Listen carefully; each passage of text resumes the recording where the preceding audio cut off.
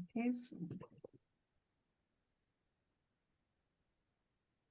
so pop the chat message there. So good afternoon, everyone, and welcome to our session today. We are super excited to be here and delighted that you can join us. So if you can just populate on the chat function where you're dialing in from today, and even just tell us a wee bit about your role, what you do, if you're teaching, what stage do you teach, and yeah, just let us know where you're from. I'll start off. I'm in Perth in Scotland, which today is quite bright. And it was cold this morning. It was -3 actually. I had to scrape the ice off the car. But nevertheless, it's bright. And Perthshire in the autumn is beautiful because we really do get so vibrant colours in the trees. So that's where I'm dialing in from today. Hi, everyone. I'm in Glasgow. It was misty and foggy when I left home, but it cleared out in the end. So there's still a little bit of sun rays here and there, but they're disappearing pretty quickly. Thanks for joining us. Hello, I'm also in Glasgow, and I can only repeat what Lavinia said, that it was really foggy this morning, but now it's nice, sunny and bright, and I can also see colorful trees through the window. So hello, everyone. So we've already got someone who's typed in from Bedfordshire, teaching French. Hello. And don't be shy, please type away. But we're really excited that you're joining us this afternoon, and we really do hope you enjoy our session. Today it's going to be interactive as well, so you'll get a chance to get busy with one of the activities that we've got planned. So hopefully you'll enjoy taking part in that too. There might be a couple of people who are going to take 1 or 2 more minutes to join us, but I think we'll get started. Hello, Spain. Yes. I'm pretty sure Hola. we have... ¿Qué tal? I should be saying, because I'm learning Spanish. That's what I'm doing just now with my homework to do. Okay. Okay, I think everyone should see the screen now and the PowerPoint presentation on screen. So just to start us off, I would like to introduce the team. Karen Foltz, Professional Development Officer at SILT. Lavinia Hirsu, Senior Lecturer at the University of Glasgow.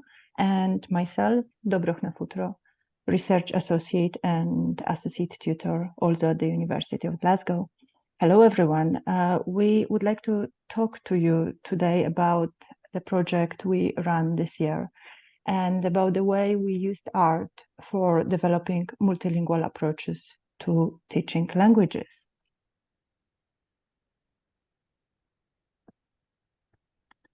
So in this workshop, we will consider pedagogical approaches to language learning that involve creativity and art-based practices. We will explore ways in which we can support multilingualism in the primary classroom. And we will, all of us, create an exquisite corpse. So the latest UNESCO report tells us that the increasing mobility of human beings across the world, whether through choice or forced displacement, has created new pedagogical realities that bring the cultural and racial diversity of the world directly into classrooms and educational settings. And our project addressed that need that has been created through these realities. So what I'm going to do is, I'm Karen, by the way. I'm from SILT. I'm a development officer. But what I'm going to do is just set out the context, the policy context in Scotland, and just to give you an idea of how things work in Scotland's schools. We'll talk a wee bit about Scotland's linguistic landscape as well. But just to put it into context, so the Scottish policy for language learning was introduced more than a decade ago, and it was called Language Learning in Scotland, a 1+2 approach. We've now passed the implementation phase of the policy, and we're now in the consolidation phase. So 1+2 approach. So the policy states that all children in mainstream schools in Scotland are entitled to learn an additional language from primary 1 onwards. Now, primary 1 is round about the age 4-5. Now, that would be the L2. So the pupils learn L2 from primary 1 onwards. Now, the L1 is the language of instruction, which in most cases is English, but not always, because we do have Gaelic medium schools in Scotland, in which case the L1 would be Gaelic. The L2, and in many cases, the L2 in schools and primary schools in Scotland is French, but it's not always that.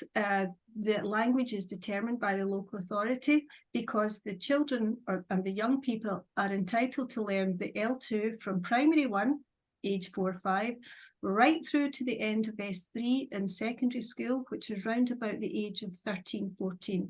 This is an entitlement that is within the school policy or within the government policy. The L2 should be delivered by the class teacher right all the way through from primary 1 through to primary 7. And then the language learning of that L2 continues beyond that into S3 or to the end of S3. This period from year 1 or primary 1 through to the end of S3 is called the BGE, and it's within the Scottish curriculum framework, which is called the Curriculum for Excellence, and all pupils and young people within that bracket of it's actually preschool right through to the S3, they are all entitled to a broad general education, and that's why it's entitled the BGE. So that's from primary 1. But then once the pupils are in primary 5, which is around about the age of 8 or 9, they are entitled to pick up an additional language. Now, this language, there's no formula set for this. There's no models. Schools can actually do what they want. And quite often it depends on the staff's knowledge about language, the languages that are within the school and the wider school community, the interests of the staff, but also the interests of the children as well, and the languages that are within the particular classrooms. The L3 is designed to provide a broad and rich language and cultural learning experience, and quite often it provides an opportunity to access some of the lesser taught languages. And as I say, there is no fixed model for this. So some schools might choose to have, for example, a block of BSL learning in primary 5. They might be doing a project in China in primary 6, in which case they can incorporate language and culture through an interdisciplinary project. And then say in primary 7, they choose maybe Spanish because the teacher has been learning Spanish and wants to learn alongside their pupils. So there is no fixed model, but it really does provide the opportunity for a rich language and cultural experience, as I said, of other languages, not just the main ones that we tend to think about, French and Spanish. So that just gives you a sort of idea of what it looks like in schools in Scotland. So if we have a wee look at the graph, now this information was taken from the pupil census survey last year in schools in Scotland, and it was published this year. And it looks at what are the main home languages that have been recorded in Scotland's schools. So as you would imagine, English is there at the top, but if you look down the list there, these are the top 6, and the top 6 tends to be quite fixed actually. Maybe sometimes Punjabi drops and Mandarin moves up the list a wee bit, but actually it's tended to stay like that for the past few years. Now, as you can see, there are 154 languages as being recorded in Scotland's school, which is huge given we're not a huge country. And so really what we're thinking about, and in the project that we've been working on, we're thinking about, well, we have to then look at our pedagogical approaches to language teaching and learning, and what can we do to address the diversity that's in our schools in Scotland. So that just gives you a picture of what things are like here. It's our linguistic landscape, if you like, and it's the basis from which our project is built on. Now, I'm going to ask you a question here. And I would really like it if you could pop some information into the chat box. How multilingual is your school? Dubrovna, could you just press the next bit, because there's another wee animation to that. And how do you know? Because quite often we don't know the answer to this. And when I take myself back to being a class teacher a few years ago, before I took this role on, what information do we have? What information is shared with us? Do we get this information from the children themselves? Do they tell us? Well, actually, probably not in a lot of cases, because I know the pupils that I had in my last class, which was quite diverse, nobody told me which other languages they used at home at all. So how do we find this information out? Now, do you know how multilingual your school is? How many languages are used by your learners? Do you know? Please pop it into the chat box. And while you're doing that, or even just thinking about it, I'll just share a wee piece of information that might sort of help you think about this. A few years ago, I was speaking to a teacher who works within an ASN setting, and this teacher was quite reluctant to engage her pupils in language learning. Reason being, it was a class that was full of a wide variety of needs and ages as well. So the teacher was a bit reluctant to get involved in languages, despite it being policy. So in Scotland every year, we're very lucky because we celebrate languages in a particular week. I mean, we celebrate them all the time, but we do have a week that's focused on languages, and it's called Languages Week Scotland. And this particular teacher decided to take the plunge, jump in and do some activities with her learners, and her eyes were opened. Absolutely. There was one boy in particular who is a wheelchair user, and the teacher had never really been engaging the kids with languages whatsoever. And then this wee boy shared this information through language and art-based activities that he was learning Japanese. And the teacher said, oh, that's really interesting. How did that come about? And he said, well, I do a wheelchair judo club, and through that I've been learning, I've got an interest in Japanese, and I've just started to learn Japanese. So just from taking the plunge and just doing some activities with the children, the teacher was able to gather some information from the learners. So really, we're thinking about, well, what can we do to encourage our children or our young people to think about their own linguistic identities? How can we extract that information from them? And how can we help them express it? And I think a lot of it, we have to think about this, busting the myth of monolingualism, and try and encourage more a change in thought, that whoever we are teaching, or even the colleagues that we work with, it's not about monolingualism, it's about emergent multilingualism.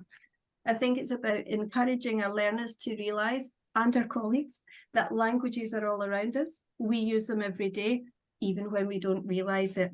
Now, I know some people have put some comments into the chat, and I think I'll come back to that at a later date, but thank you so very much for that. Dubrovna, I'm going to pass over to you because I'm watching my time. I think it will be Lavinia. Lavinia, sorry. No worries. So we will talk to you a little bit about the project that we have developed and the activities and resources that we would like to share with you today. But before we do so, we want to share a couple of ideas around the multilingual approach that underpins our resources and our ideas. First of all, we want to take into account not only the learners as learners of languages, but also the teachers as language users and language learners. And oftentimes when we talk with teachers and ask them to introduce multilingual activities in the classrooms, some of the teachers might come and say, well, I don't know more than French, or I don't know more than English. So how can I approach how can I take a multilingual approach if I do not feel secure, or I don't necessarily have the same resources, language resources, that the children are bringing to the classroom?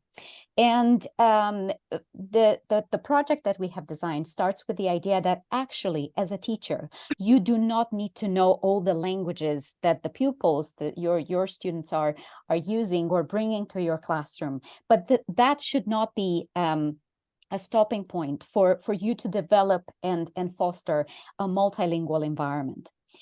We also started with the idea that each learner has a different individual repertoire. So when we say that we have Polish speakers or we have Chinese speakers, they come in with different levels of Chinese, with their own accents and variations and language differences. So they do not come with Chinese language as one finished package. So we talk about learners who bring in individual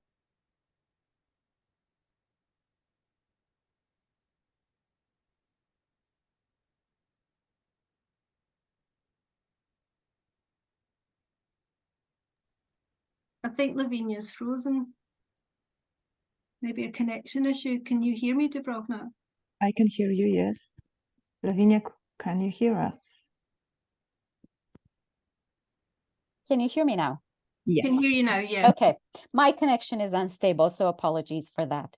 So I was talking about the responsibility and agency of learners, and we want to think about their language learning experience as something that you develop in relationship. So you learn language not because you sit with the language, but because you sit with other people with whom you are practicing and learning from. And in this set of relationships, we see the role of the teacher as a facilitator that enables and creates this rich environment where language connections happen. Dubrovna? And the way we do it is in our project, we decided to use visual art because we believe that visual art is a powerful teaching tool and method to enable this environment. So when you think about visual art, there are many benefits of using it. It engages and provides multiple points of access and motivates learners. I'm sure all of us saw what happens when children, especially younger children, get their hands on brushes and paint and are told to make meaning not only through words, but also through other more visual means. But art also boosts students' ability to remember what they are learning. They are learning through multiple senses.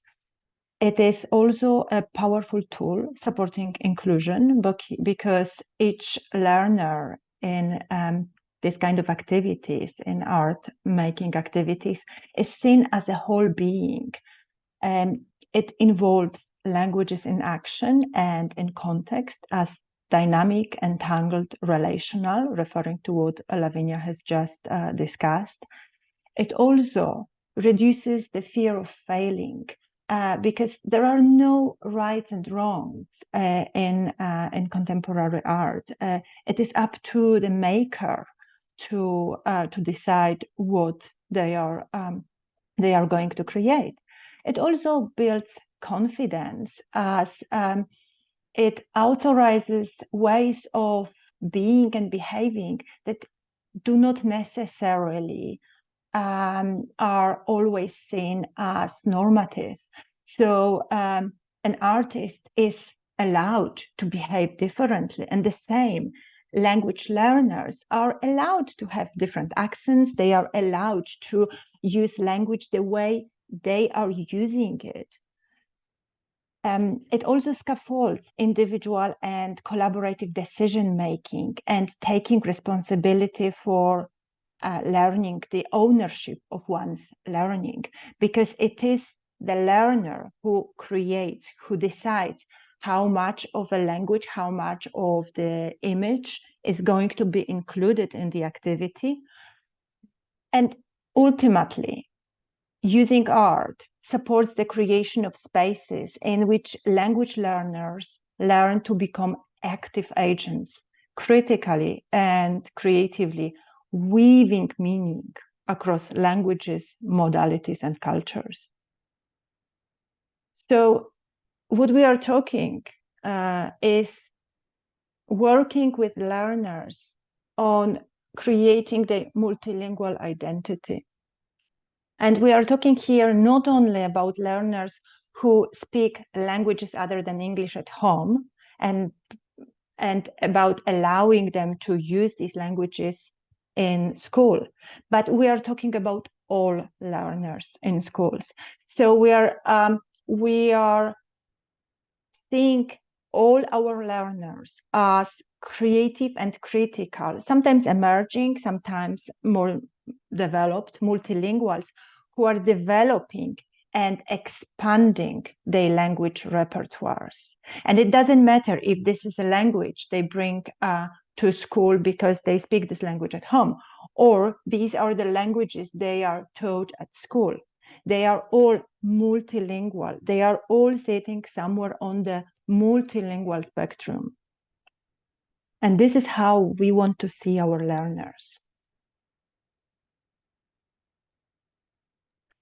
So the project that we did with our learners, it was a collaboration between CILT, the National Centre for Languages in Scotland, the University of Glasgow, Bilingualism Matters, and also colleagues at the University of Strathclyde as well within the School of Education.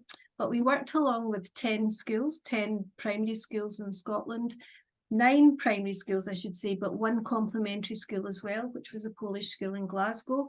And we covered 7 local authorities. Now, Scotland is made up of 32 local authorities, and even just within this project, we were able to work with 7, which is not a bad ratio, actually.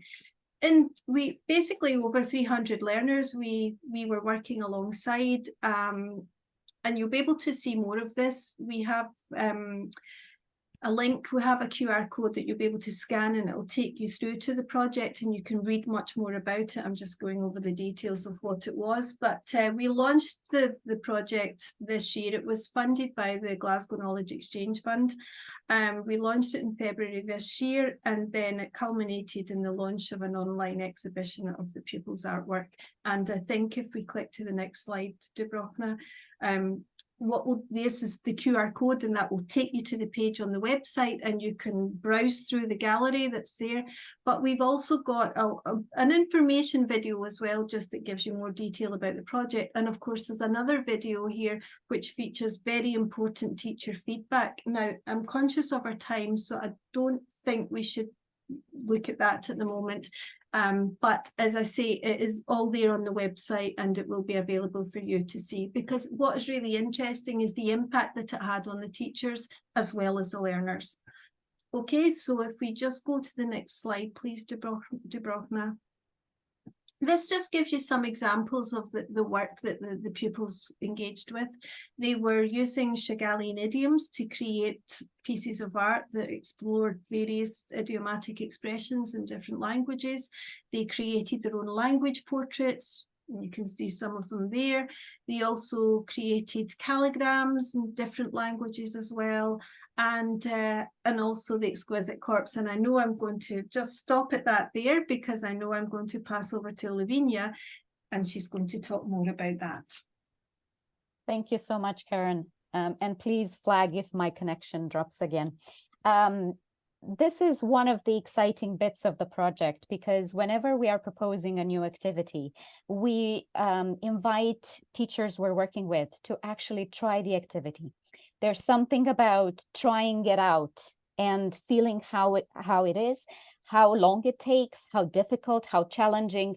So I'll give you a minute or so, probably no more than a minute, because we're tight on time. But I want you to take a piece of paper that looks exactly like an A4 paper that you have on your screen. And if you can divide it with a crayon, pencil, pen, whatever you have in your close to you, into 3 sections. And we are going to use the next couple of minutes to do this activity that you can also do further on with the students you're working in your own context.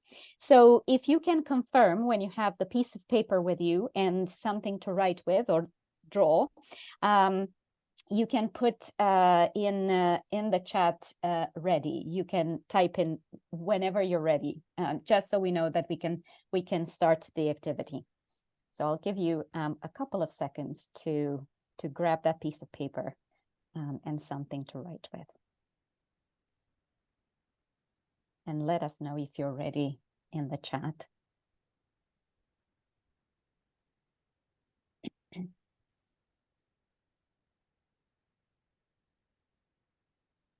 Okay, we have someone ready already.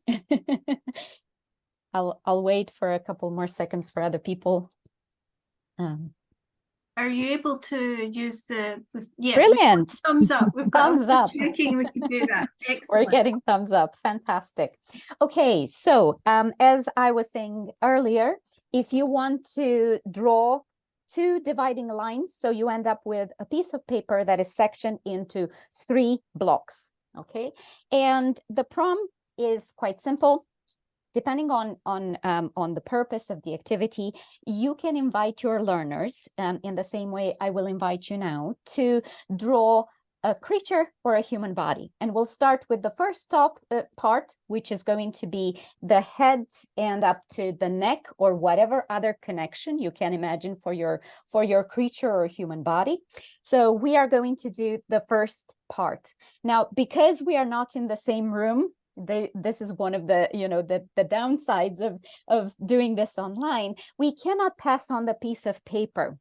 But this is an activity that was invented and used by French surrealists as a fun, creative, collaborative way of engaging with one another. So what would happen is you do the top bit, and once you are done, you pass on, you hide your section, you pass it on, and the next person draws the middle bit. And the paper goes around until we are done with the drawing.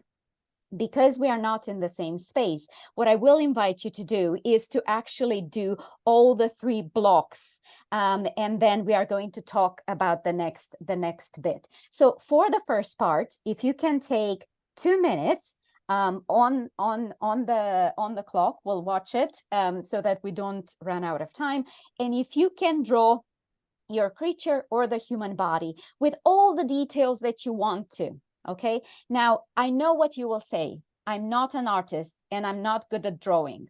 We've heard it many times working together, and we've said it many times working together with artists and teachers, right?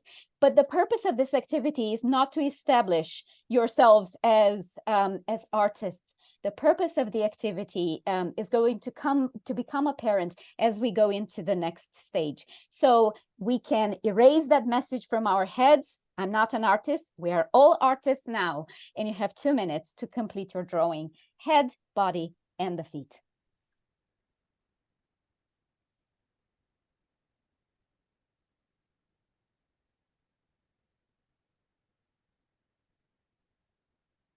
I've got the timer on, Lavinia. Brilliant. Thank you. And Dobrogna, maybe in the meantime, we can also post in the chat the link for uploading the drawings when we are going to get there.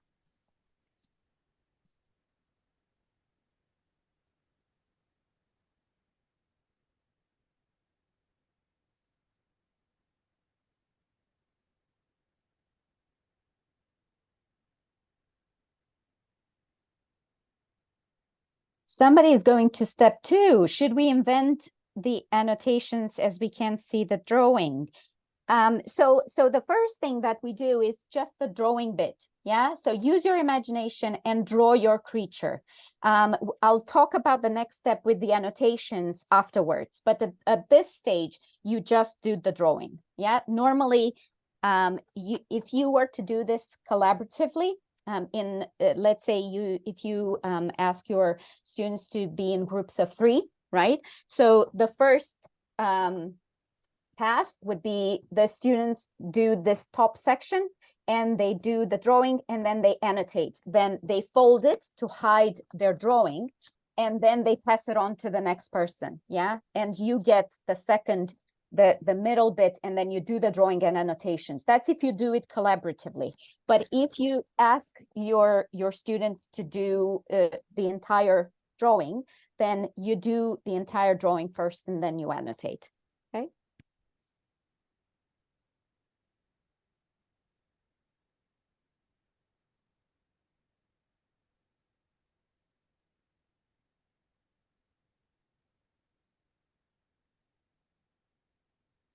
If you are done, you can confirm that you're done. If not, you have a couple more seconds left.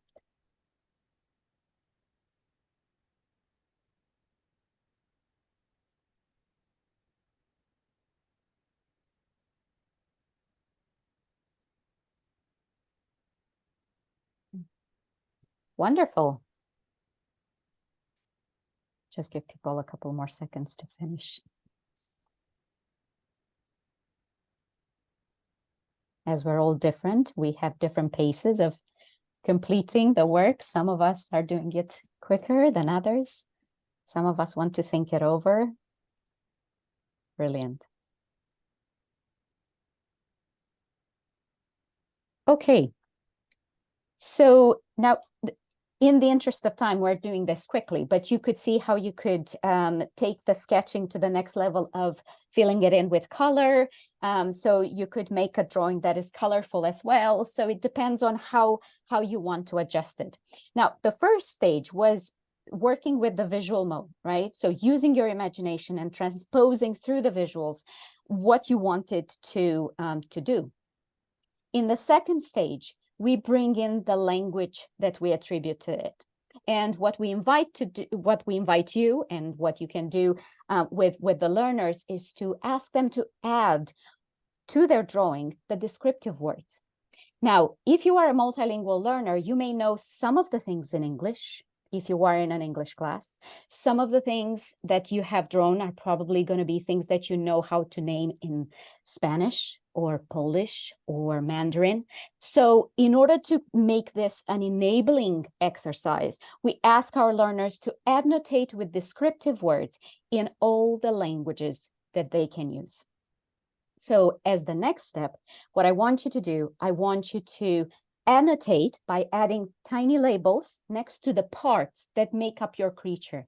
And try to use descriptive words, not just feet, head, neck, but slimy nails. I don't know where that came from, but you can use your imagination, right? Sticking up hair or whatever phrases or words that you can think of, and use your language repertoire, not just one language, because the things that you have drawn are probably coming from different language resources. So use all your resources. Exactly, imagination limitless. I like that phrase. Thank you. So take another minute to annotate quickly your drawing.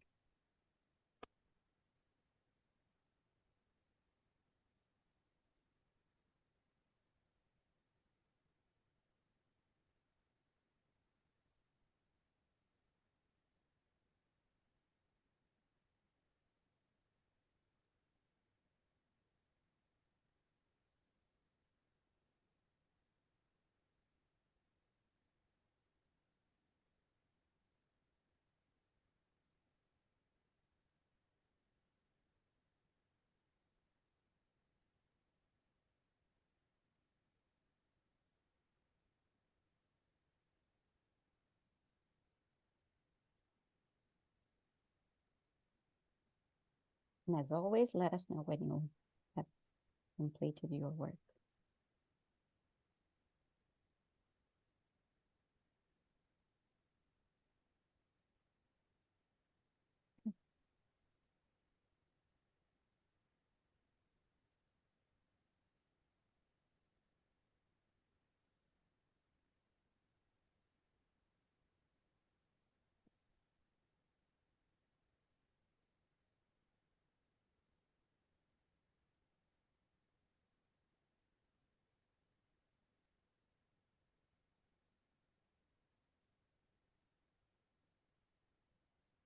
Now, would this be a good time to put in the link to the Padlet? So people who have done the exercise can... We've got it on the next slide, I think. Okay, brilliant.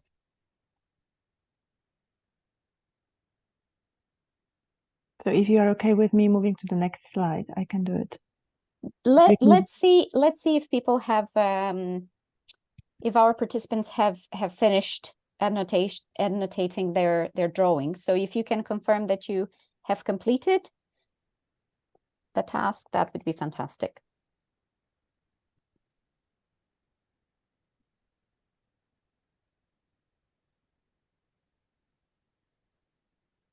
Yeah, we have a couple of thumbs up.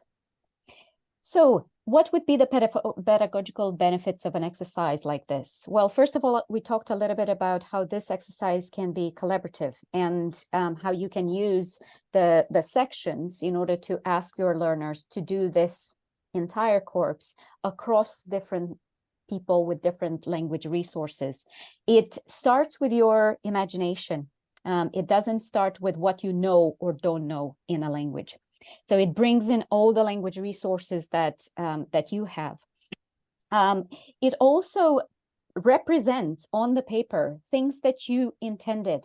Yeah, oftentimes if you have a particular set of vocabulary items, you can only express yourself through those words that you know, right?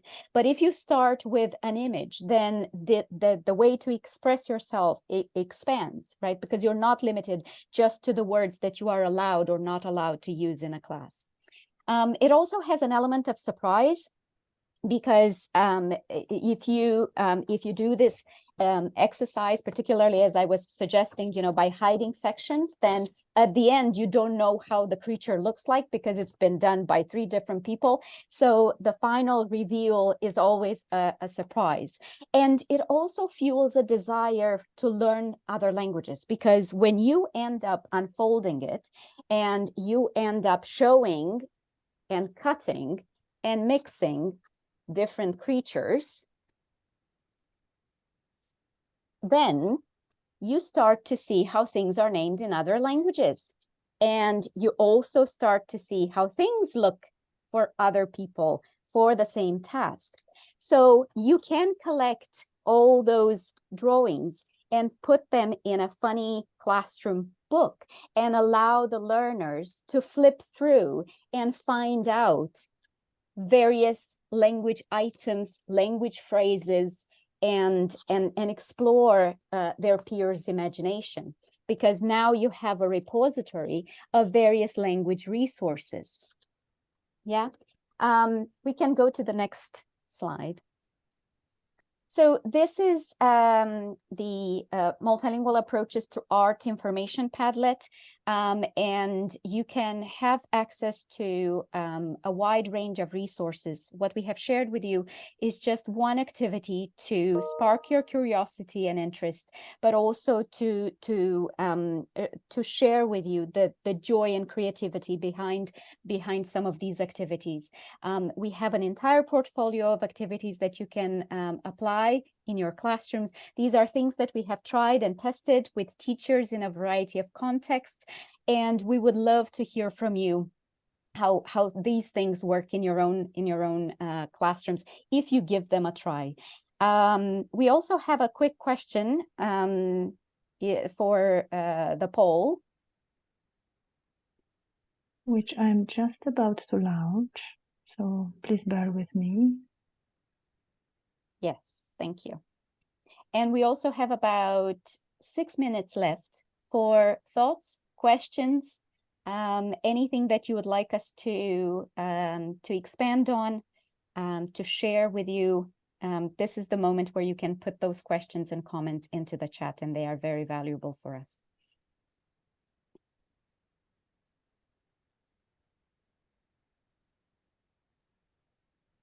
Brilliant. Still waiting for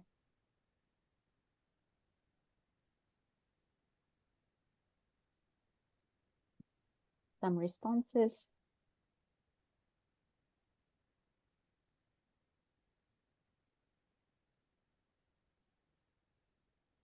as other colleagues are responding to our poll question, would you like to add any questions or comments in the chat, so we can discuss those?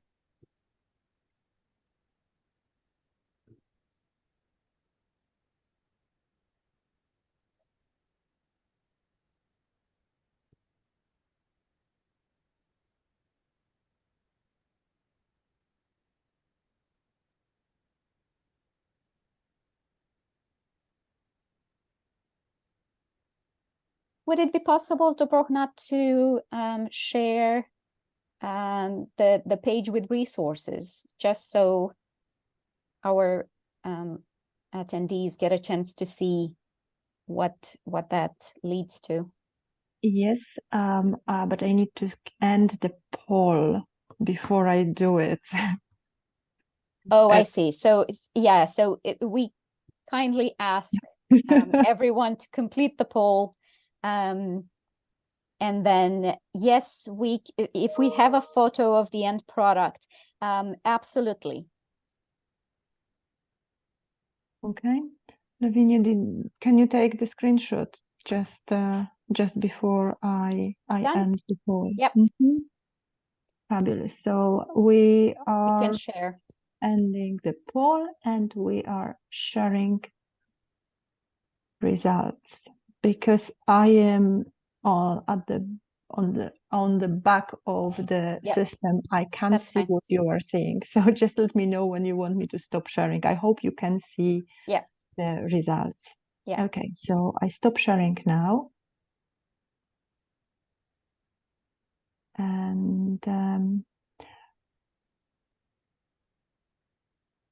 I'm closing the Padlet. Well, we can see the Padlet here. I can stop sharing, but before we will show you the Padlet, we wanted to say thank you to all of you. And let me stop sharing. And in a minute, I will share with you the page with the Padlet. Can I just say, while you're doing that, Dubrovna, that we do update the Padlet regularly. So, and you will have access to the Padlet beyond today. It's not, you won't just see it for 5 minutes and that you'll never see it again. It's accessible beyond today. And so keep checking in on it, because we keep adding things to it the more we do. Someone had asked about the photo of the end product of the Exquisite Corpse. If you have a look through the exhibition, I think we've got it anyway on the Padlet, but even in the exhibition you will hear, I think it was in one of the Gallic schools, or the Gallic school, they talk through their Exquisite Corpse, and it's fantastic. So there are a couple of ways you can see what people have done. But Dubrovna, I see you've clicked on the Padlet there. Yeah, so this is the Padlet we created for our project, and as Karen said, we are continuously adding resources to it. So these are just the examples of the works created by the learners, but these are also examples of other projects that we shared with the project participants, and now we are sharing with you.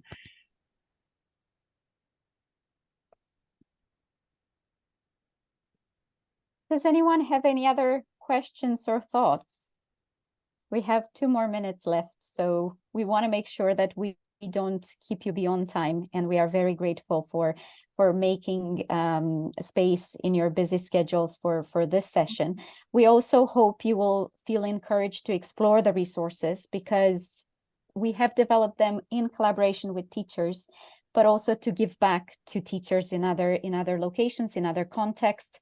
And also to give back to our learners, because I think that one of the powerful things in this in the work that we have done is to help learners feel empowered by everything that they know, rather than say, I'm not good at English, I don't know enough English, or I don't know enough Spanish, or I don't know enough Mandarin. There is, never space for enough. When we talk about language resources, we want them to feel empowered, to turn to all the language forms, words that they picked up throughout their life.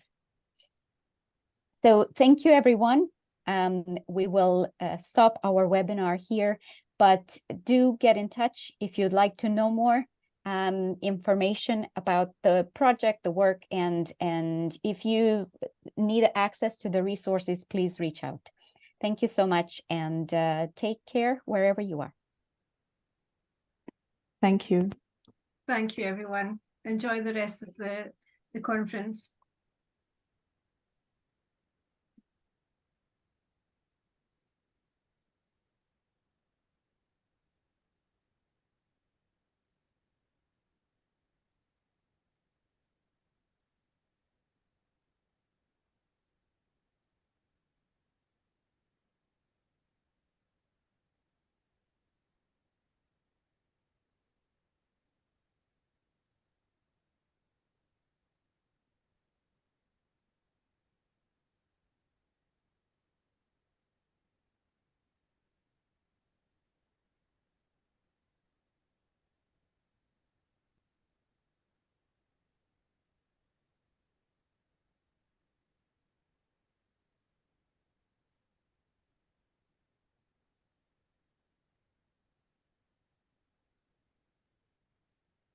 Dubrovna, do you have the magic button at your end? No, I can only see the magic button that says end, and I am a bit scared to click. I think that's the one. That's the one that we need in order to wrap up the session. Right. Thank you again, everyone. Yeah. Have a nice rest of the conference. Yeah. Bye, everyone.